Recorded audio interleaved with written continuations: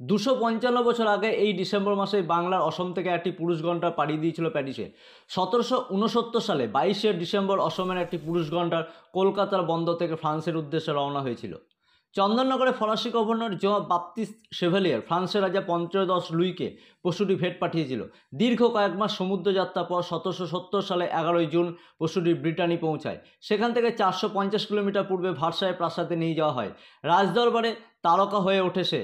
মহা আদরেই রাজপশুশালী ছিল গন্ডারটি, কিন্তু নতুন পরিবেশে খুশি হয়নি। তার বেষ্টনীতে আসা দুটি লোককে মেরে ফেলেছিল।